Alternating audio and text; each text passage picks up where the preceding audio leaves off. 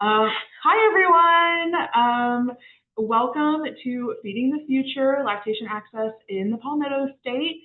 My name is Kate Tilio. I'm the Legislative Affairs Associate at the Women's Rights and Empowerment Network. And I'm joined here with Kristyn Leonard. We are so happy to have her with us, just such a wealth of knowledge, and I can't wait to chat with her and y'all about our topic today.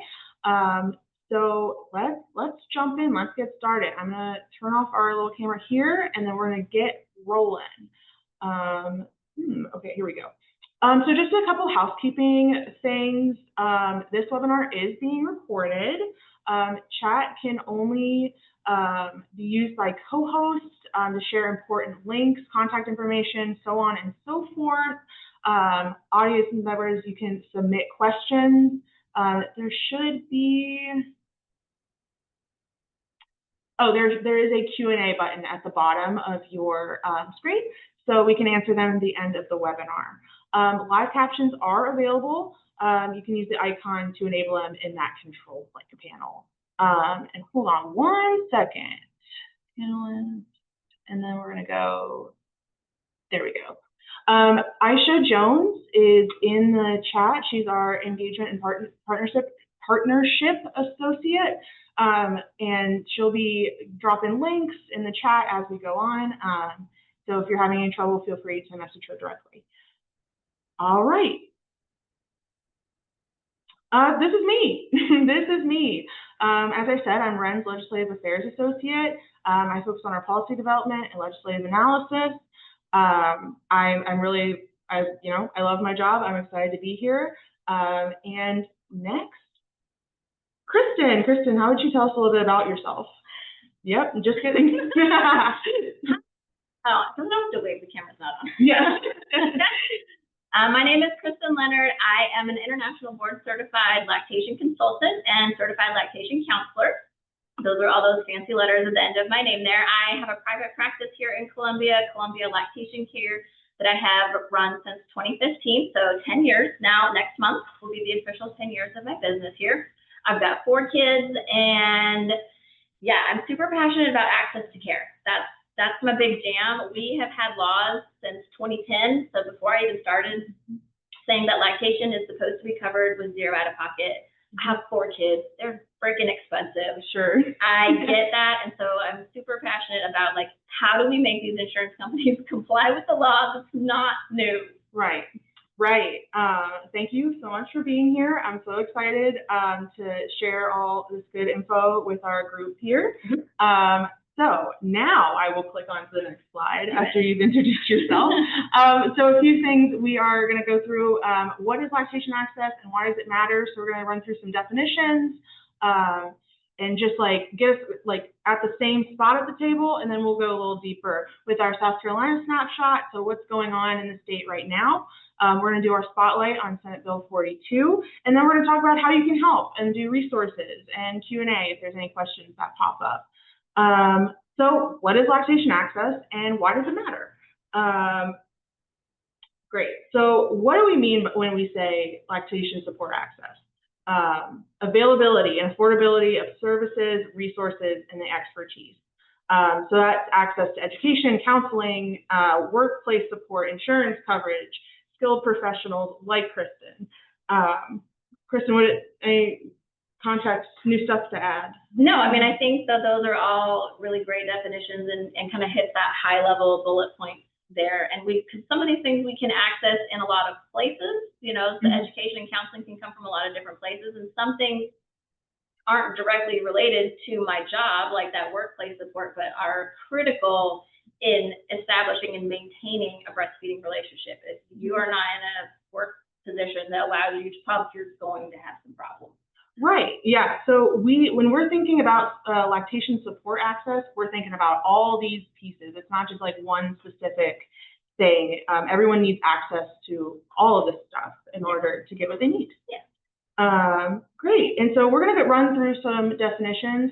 When I started this job, I don't have any children. I will admit to you guys here that I did not know really a lot about lactation. So when I started, I was like, well, what is a lactation consultant? And Kristyn, what is a lactation consultant? What do you do? Man, you didn't warn me you were going to ask such a loaded question. So this is a great definition you've got here: a health professional who specializes in breastfeeding. So we are what we are called allied health professionals. So we work in conjunction with the rest of the healthcare team. So you have like an obstetrician or a midwife who is really focused on the birthing parent, and they get through pregnancy and like a little bit postpartum, and then they're like, bye. Yeah. And then you have a pediatrician who focuses in on the baby. They don't have a lot to do with you while that baby is still in utero. They're like, come back to me when the baby is born, and then we'll talk. Right. Lactation consultants are really looking at both sides of that. So I can't just see one person. It's always mom and baby. It's a dyad, right? They're always together. The things that the baby is doing will impact the mom, and the way that the mom is or the parent is will impact the baby. You know, like I can't do my job without both of them. Right. Look at the whole picture. Yes. Yes. So we're very unique in that, and nothing is built for lactation. So we're just, you know, MacGyvering everything. So these are the two main types of certifications, and then there's also other types of certifications. What do you mean by that? What can that look like? So there are, we jokingly call it in lactation land, alphabet soup. Okay. There's a lot of different letters that are available. So our two biggest accredited certifications are the IBCLC and the CLC, which I have both of those. And then there are lots of other ones. Different organizations offer different kinds of training, everything from like a peer counselor and doing, you know, just to like work with WIC and things like that, all the way up to a breastfeeding medicine specialist. Okay. So there's lots of different options in there, and all of those people who do any kind of lactation, whether it's the peer counselor or the physician, are looking at typically both sides of things because they can't have one without the other. Okay, awesome. Yeah, thank you for that fuller context of like what it could look like, the different types, and what a lactation consultant does and is. Because I, you know, like I said, as someone who doesn't have kids, it was not something I was super aware of. So we have a couple other definitions here. Kristyn, I'm going to let you talk about these. Yeah. So in some of the research that's been done and some of these snapshot things that are coming up, it's going to use some of these terms. So I felt like it was important to give that definition from the get-go so we kind of know what we're talking about. So you'll hear us talk about exclusive breastfeeding. And exclusive breastfeeding means feeding only human milk, essentially. You know, we can still do vitamins and supplements and medications. That doesn't mean you're not exclusively breastfeeding. It essentially means not using formula or solids. So if you're old enough, we don't expect you to be exclusively breastfeeding at a year old. Please eat solids. Yeah, right. But there is a period where we do want you exclusively breastfeeding, and which leads right into our public health recommendations. Both the AAP and the World Health Organization recommend exclusive breastfeeding for the first 6 months of life. So we shouldn't introduce solids before 6 months unless medically necessary, and then continued with complementary foods until the age of 2. So that's kind of our baseline. When we're looking at some of the CDC research and things like that, they are only looking up until the age of 1, and that is because until a year or 2 ago, the AAP was looking until the age of 1. That was their recommendation, and they changed to match the greater World Health Organization things. I don't know if they're going to extend that research-wise, and really when we come into that, feeding down into the next one, when researchers are doing research and they're writing about optimal breastfeeding, what they mean by that is exclusive breastfeeding for the first 6 months and then continued until the age of 1. So the research that we have showing how much money can be saved, how many lives can be saved, it is all about breastfeeding until the age of 1. Okay. No, that's good because, yeah, we're going to have a bunch of like data and graphs moving on. So we wanted to make sure up top we were on the same page on what all of that, what all those things meant. And just to clarify, so that age of 2 thing is new? Relatively. You know, it's maybe 2 years. 2 years. Since the AAP changed to that. The World Health Organization, however, has been saying that for at least the 12 plus years that I've been involved in lactation. Ever evolving research field and particularly on the U.S. side. Yeah. So why is lactation support important? So new parents need affordable and timely access to lactation support for better breastfeeding outcomes. Parent health. So we actually have later in this presentation, it lowers the risk of certain cancers. We're going to look at breast cancer specifically later on. So it's better for your parent having good breastfeeding support. It's better for the infant, vital nutrients, antibodies for growth. It would help your parent support balance between your work and breastfeeding, and then it would expand access and reduce health disparities, which we'll talk about some of those disparities also later on. Anything you'd like to add on this slide, Kristyn? No, I think that's great. Timely access, I think, is also a really big piece of that, because milk production is something that happens, and you can't just like put pause on it. Right. You can go later. Like, I'll deal with this later. Like, it's coming, and you better figure it out. So yeah, timely is definitely a big piece of that. Right. So if you can't get in with a lactation consultant, that's also if a there's problem. not enough, if we don't have enough lactation consultants, availability, that it's, your wait time is a week. That's a long time. Yeah, the big barrier. 24 hours is a long time with bloody nipples. Ooh. I don't want 5 minutes or something like that. That's how they make the legislators uncomfortable. Start talking about having bloody nipples, and they start going, "Oh, let's move on." Yeah, what do you want to talk about next? Some of these barriers that we mentioned, right? So individually, you could have limited knowledge. You can have physical challenges to breastfeeding time constraints. Both in, like, you can't get over there, and then they can't get to you. There's not enough people to get to you. So there's also like low confidence.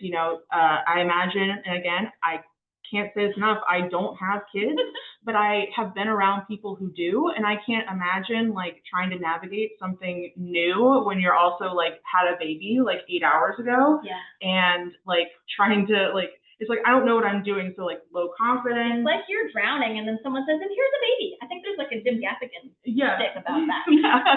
Just like figure it out. Because the joke is they don't have a book, right? So low confidence, things like cultural beliefs or stigma, that could also play a part. And that kind of leads into those interpersonal connections, right? So if your family or your partner don't support you, that's a barrier.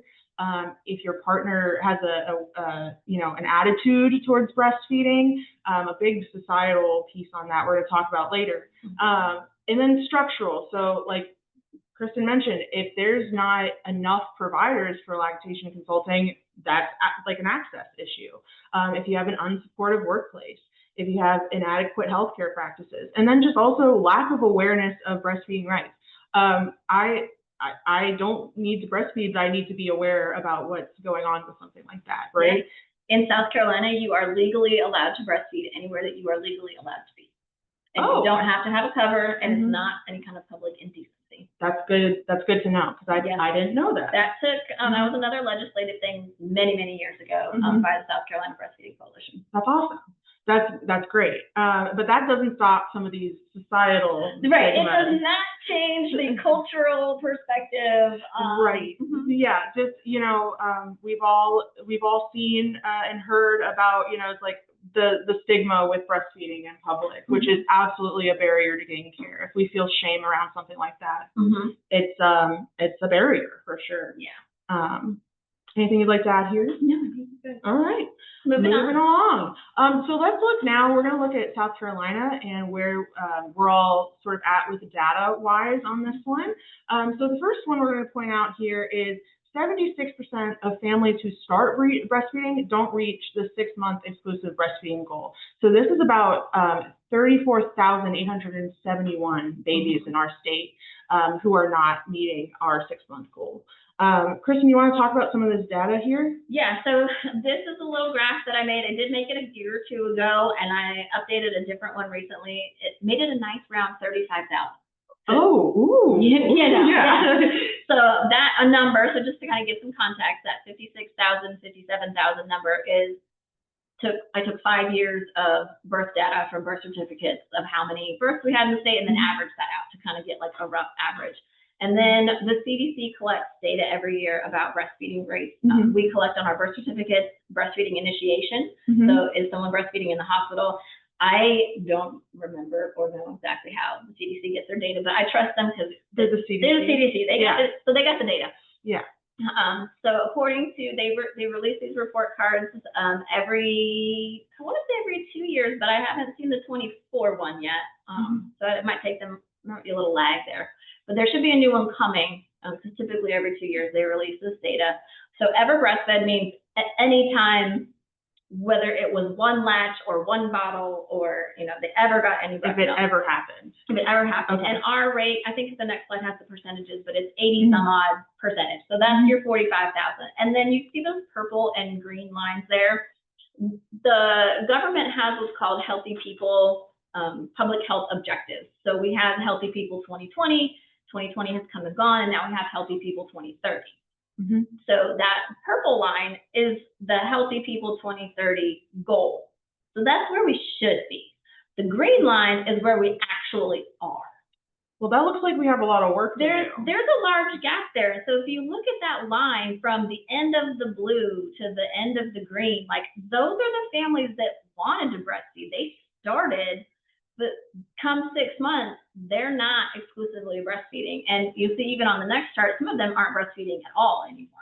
Right. And so let's actually, whoop, not that. Oh, we're just hitting buttons. I clicked the news button. I'm sorry, guys. This is what you joined for, this live. Is this the next slide? It's not the next, but that's okay. We can go through one at a time. Well, we will circle back. Yeah. So we'll keep that thought. And now, so 29.3, so almost 30% of WIC infants in South Carolina are breastfed, and this is up from 20.7% in 2020. Can you talk a little more about, is this just how the numbers have trended over time? Yeah, so this is just showing us how many infants within the WIC program are breastfeeding. WIC is really good about collecting that data. WIC is going to represent a certain subset of socioeconomic status, and so that helps us to know, like, where are some of these issues coming up, because different people in different populations are going to have different issues. So generally, in order to qualify for WIC, you're low income, and WIC will either support you through breastfeeding with an increased food package. So I guess I have to go back in case someone doesn't know at all what WIC is. So WIC stands for Women's, Infants, and Children, and it is a food supplement program for pregnant people, which people often don't know. You can get on WIC when you're pregnant, but you can. That's write that down. Yeah. So women, and then infants and children up to the age of 5. Okay. So, and it provides them essentially a coupon for food. So instead of being a flat dollar amount, it's like a jar of peanut butter or a gallon of milk, or it's a little bit more tightly regulated than just like SNAP that just gives you a set dollar amount. And I do think you get a dollar amount for produce. Okay. It's like $10 or something like that. Right. Gotcha. It varies.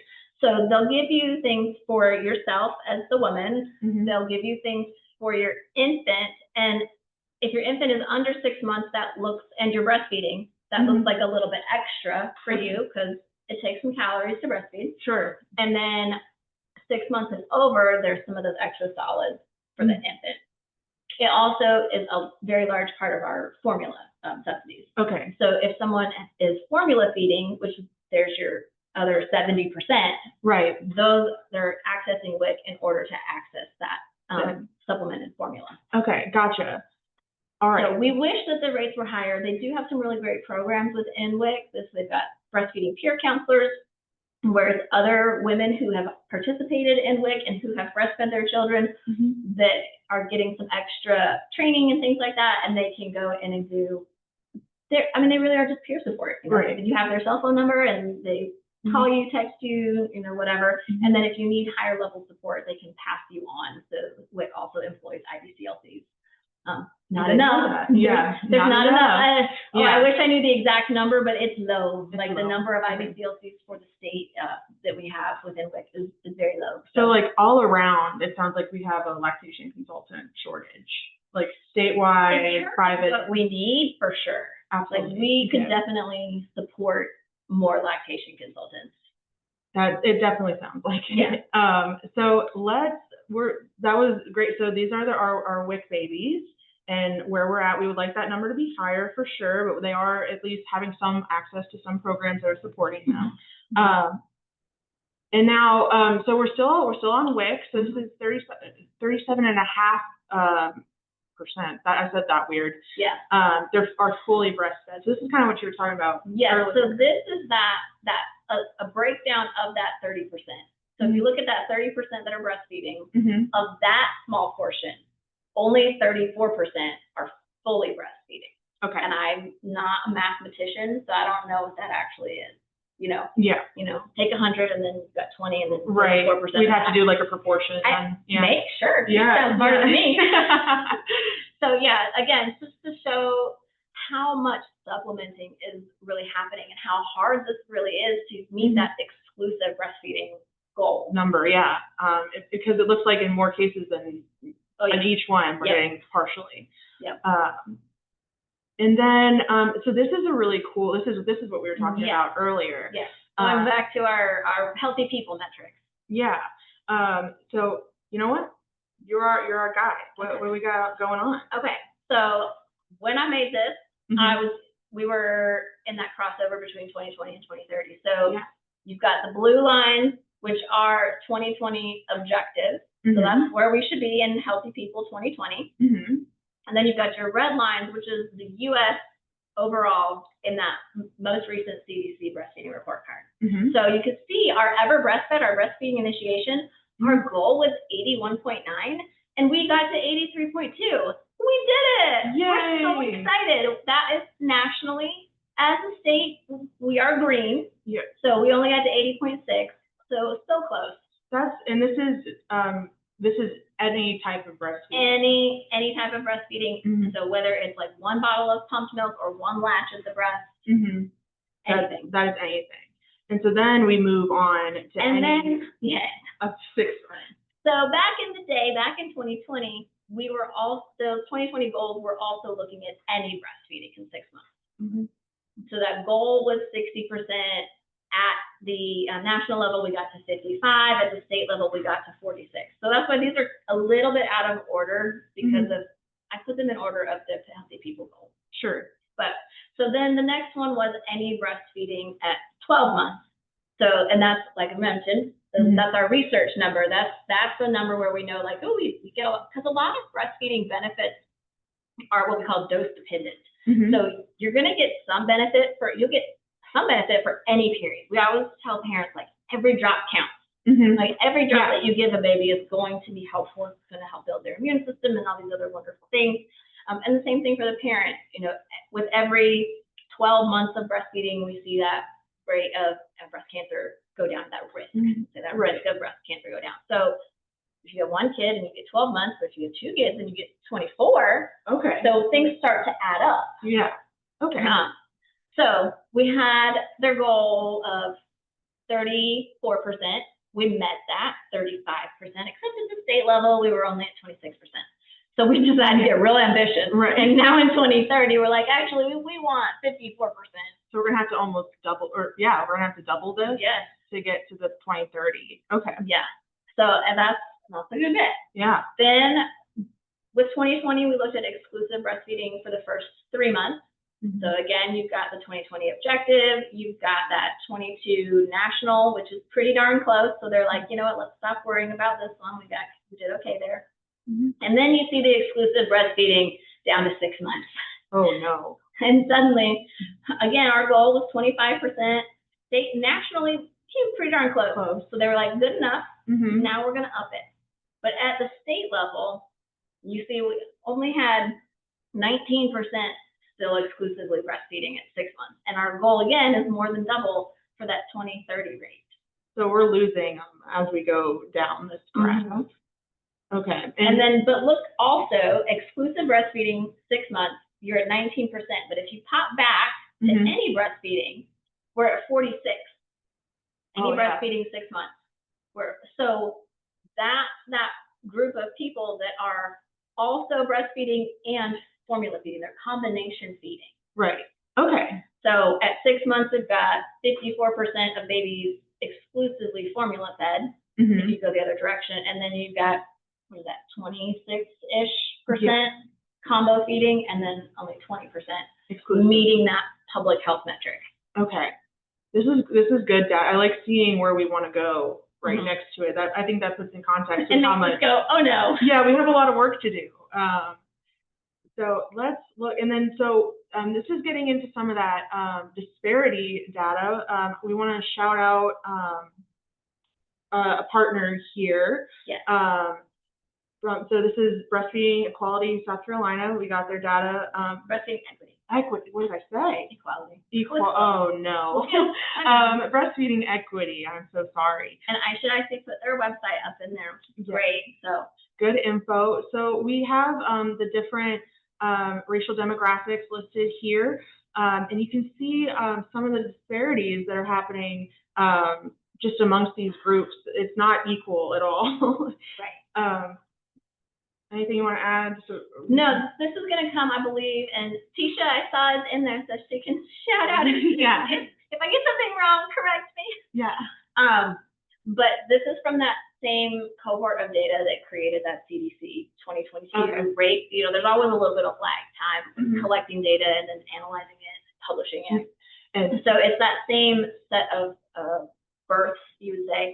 And this is at our state level. It's worth mentioning that those numbers are all generally higher at the national level. So we are behind the nation, both in initiations, you know, on a whole, and then when you break it down to different racial groups. Right. Which we can talk a little bit about how we look nationally. These are the top 15 states with the largest racial disparity in breastfeeding initiation. So this number right here, this 24.6, is, I hit the back button, I thought, is actually the difference, and correct me if I'm wrong, between the 66 and the Black population and the 90.6 and the Asian population. Correct. So it's the disparity between the group with the largest number and the group with the smallest number, which historically has been that Black population has experienced a lot of disparities for sure. Which tracks with our maternal health data. Right? And it also tracks with, next slide, please. Yes, next slide, please. Our breast cancer rate. So yeah, these are our top 15 South Carolina counties with the lowest breast chest feeding initiation. And interestingly, not to sound morbid, I guess, but they are also among the top 15, these 5 are among the top 15 counties with the highest incidence rates of early onset breast cancer. So kind of going back to what we said earlier, the benefits of having good lactation support so that you can breastfeed can help lower. And the other thing about all of these counties is that they're all rural. Right. Right? Yeah. And so we've got an access to care issue in the more rural populations, in the more rural areas. In Lexington and Richland counties, you know, we might have 2 private practice IBCLCs. Sure. But there's 0 out in Marion. I don't even know where Marion County is. You know? Yeah, no, I get what you're saying. Yeah, it's we have maternity care desert. Oh, for sure. In South Carolina, and this is further emphasized. Like you said, rural areas are in need. We need more lactation consultants in general, but especially here. Okay, so before we move on, anything you want to add with our South Carolina snapshot before we move into our bill, how we're hoping to work with it? No, I think all of that is why this. Right. Yeah. What do we hope to accomplish with this, and why? Why this? Right. Yeah. So all of this data leads us to this. So we have Senate Bill 42. This will require all commercial Medicaid carriers to accept lactation consultants and doulas into their network. So this is a really great maternal and infant care bill. Right now, it is currently in committee, so it has not had a hearing yet. But we've been having really great meetings with legislators and obviously working with Kristyn and her group, and then also talking with doulas. So we're really excited about this bill. Do you have anything you want to add on it? This is kind of where. I mean, my thought process is, and of course, like I only want to speak to the lactation side of things. Sure. I love doulas. I'm all for the doulas. I support that. Y'all, Medicaid covered postpartum doula care the majority of our maternal deaths are mental health related.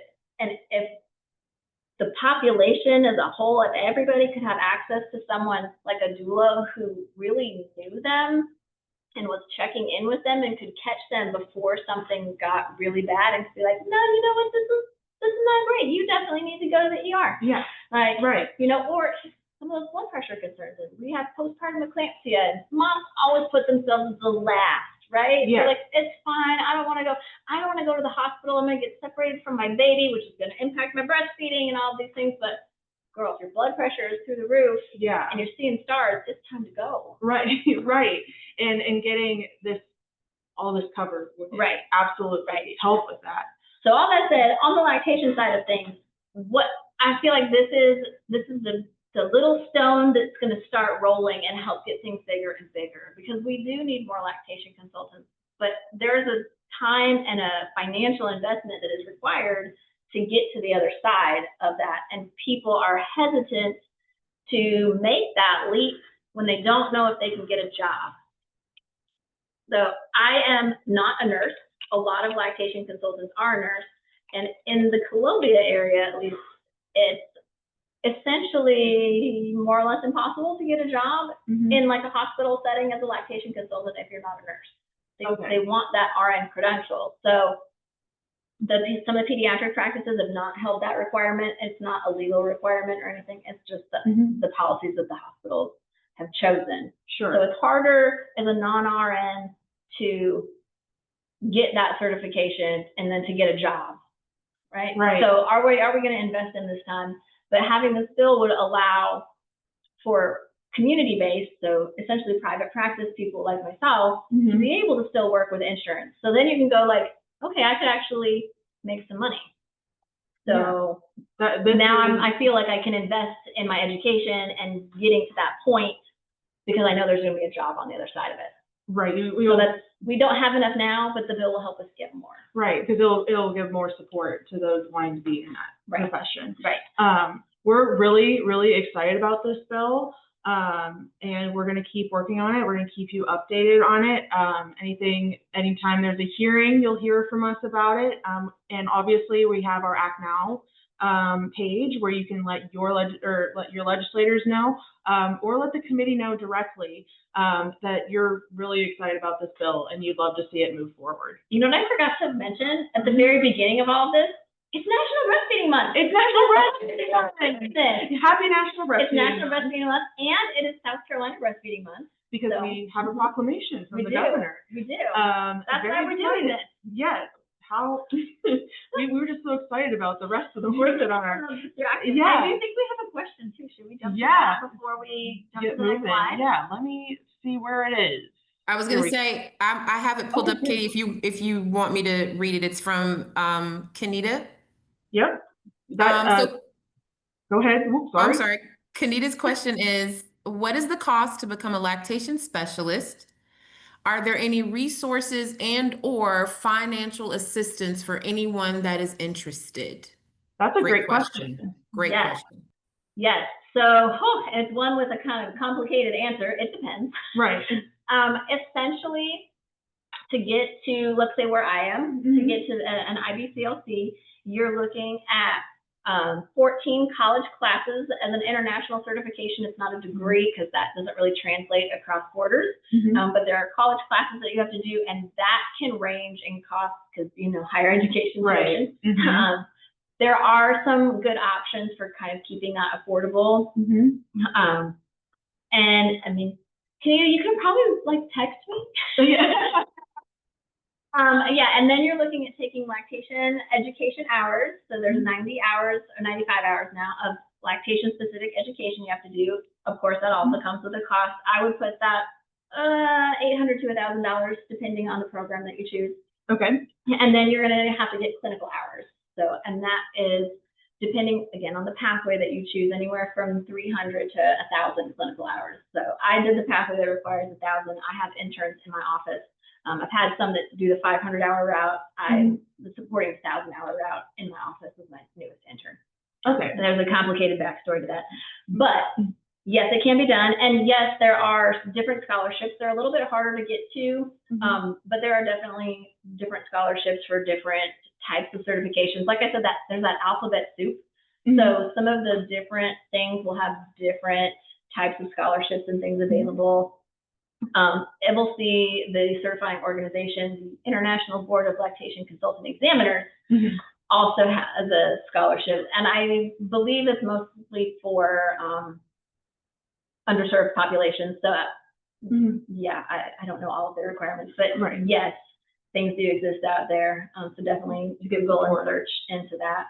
Yeah, that was a great question. And it sounds like there's a lot of different pathways. We can definitely, if you're comfortable with it, put your email address in at some point. They have more specific questions. It's on my website too. Yeah. Oh, it's on the website. And so that actually kind of brings us to the resources and how you can help. So this is, we're going to plug what we do here at REN, right? Joining trainings. If you want to get your advocacy, your advocacy feet wet, I say, you can join our advocacy trainings, learning how to talk to legislators, how to, I'm overthinking. So trainings, how to talk to legislators, how to advocate, what it can look like. There's a bunch of different ways. Aisha does an incredible presentation, and I strongly encourage everyone to go or get a group together and attend. We also have webinars like this, our educational webinars. We're going to continue our summer series next month with our diaper access and childcare connection webinar. And we also have letter writing workshops. So that kind of feeds also into the trainings. We go to your organization, we find a bill that we care about. I hope it's Senate Bill 42, and you write your legislator or the committee. We show you what that looks like, where to go, how to find your legislator. There's also on our YouTube channel walkthroughs on how to do all that. Another way, if you don't want to write a letter, that's totally fine. Pen to paper isn't for everybody. You can use our Action Center on our website. I should just drop the link to take a quick action to send a message to your legislator. We also encourage you to share your story. Storytelling is the most powerful tool you have as an advocate. Talking about what you've experienced could turn the table on anything that you're passionate about. You can speak on social media. You can share our social media. Aisha also just dropped our storytelling portal if you'd like to share your story with us. And also just stay ready. We are in the off season for session. So session in South Carolina is a 2-year session. So since this bill was introduced last year, but no worries. We have another session to get it through, and we're going to put our heart and soul into doing that. And so staying ready when they come back in January and keeping an eye out, sign out for our newsletter so you don't miss an update. Then just be ready when they come back to do some work. Anything you want to add here? I will say, excuse me. For any of our people, that if you all have stories to tell, especially when it comes to lactation and the challenges that you face, because I see the people who can access me. Right. I don't see the people who can't access me because they go online and they're like, yeah, my insurance doesn't cover this and I can't afford out of pocket. And those are the people that we're trying to reach. I was featured so lovely by REN, and they're asking about that kind of, why do you do this? And part of my why is because when I was a new mom, I had access to lactation support and lactation care at no cost, and that was huge. I like to say young mom. Yeah. He just went to college. He was 18. I'm so proud of him. Let's go. But so 18 years ago, we were just young, getting started. We didn't have a lot of money. And that was huge. That was huge for myself and my parenting in that moment with that child, and my life. My whole life has changed as a result of that. So I really wanted, when I first was like, let me get into lactation, I wanted to work in the hospital. I wanted to give back what I had been given. Right. And then life happens and things happen, and I wasn't I wasn't able to do that. And I love where I am now. I love being in private practice, and I really get to spend a lot of time with people. You know, I'm usually 1 or 2 hours per visit, so I really get to know these families. But it's not free, Right. And I'm like, it breaks my heart, and it really gives me some of that like cognitive dissonance of like, you got this for free, you know it's supposed to be free, and here you are like charging money out for it. And so that's what you have to like. You have to run a business and to justify being away from my family and all of these things. But the advocacy piece is what I can do. Like I can't see everybody in the world for free, but I can do and show up at these things. But I don't have all of the stories of the people who couldn't access it. So if you have a story, or if you have a friend who has a story, like share your story with Ren so that we will have access to your story and can take that to the legislators and go like, these are the people that are affected. There's 35,000 babies in this state every year. And what that looks like in terms of lives and dollars is huge. You know, I didn't give you the dollar slide to put up there, but if we were to support lactation and what this bill might cost, you're looking at a net savings of nearly $60 million. That could get me out of a couple jams. Just a little bit. Yeah. I feel like it could do something for the state budget. Yeah. I think that could get South Carolina out of a couple jams. It might. And we could save 60 lives. Yeah, absolutely. So like, it's life saving, it's dollar saving. And yes, it's so important. And that's why we're really excited about this bill. And we need your story. I like how Aisha always, she says, we do what we do for community, but we can't do it without community. So if you have a story, anything you want to share, you can be anonymous, you cannot be anonymous. We will meet you at your comfort level, but very important. In this next slide, we have just our resources. So we've linked to Kristyn's business, Columbia Lactation Care. We do have an advocacy page where you can sign up for emails that I don't send. But hey, if you want to do it, maybe I'll start. Yeah. We also have linked here to the South Carolina Breastfeeding Coalition. Yep. Anyone can participate with that. By the way, you do not have to be a breastfeeding person or a lactation person. There is an annual fee for those of us who are in lactation. We get continuing education for it. It's very reasonable. Definitely recommend it if you are somehow involved in lactation and you didn't know. Kenita, this is a great place to get started with the Breastfeeding Coalition. We meet quarterly. They do some continuing education. It's good networking. And they do a lot of the advocacy things with the state as well, like that. Nursing and public law is what they refer to it as many years ago. Awesome. That sounds like a great resource. I was about to say, it sounds like you could get started there. We also have Breastfeeding Equity, South Carolina. Yep. And then we have our REN resources. So we have our fact sheet. We link again to the Action Center, and then Aisha's put in the Share Your Story initiative. And I'm going to give one more shout out to Breastfeeding Equity and to Tisha. Thank you for supplying us with your data. Tisha is I'm going to get this wrong, but she's something at USC. I won't say exactly because I'll get it wrong. At USC. She's a researcher. Yes. Looking at the breast cancer rates and breastfeeding, and she's helped with the Breastfeeding Equity and with Mocha Mamas, which helps support women of color in their breastfeeding journeys. And so they're two really good groups. Thank you for allowing us to use your data. It was fascinating and helping with this conversation for sure. I believe we can open it up for some questions if anybody has anything. Just checking Aisha. I don't see I see anything. No hands up. Yeah, I don't see any questions in the Q&A. Okay. Part of this Zoom. That's perfect. That's fine. You are also welcome to send us an email if you have any questions. We're going to send a follow-up email after this with, just recapping our resources and thanking you for attending. This is a recorded webinar. So we will upload it to our YouTube page if you feel like Kristyn said something really cool back there. I want to make sure I get that right and quote it. This will be on YouTube for you to do. So feel free to contact us if anyone thinks of any questions after, you're really ruminating on it. But other than that, if I don't see anything, which I don't, I'm going to go ahead and end our webinar. Kristyn, thank you so much. Thank you. I appreciate you having me and helping support. This is where I just go, Ren, I have a problem. I don't know how to fix it. Help me. And we are happy to help. We are so glad and thankful that you shared your knowledge with us. Everyone else, I hope you have a great rest of your day.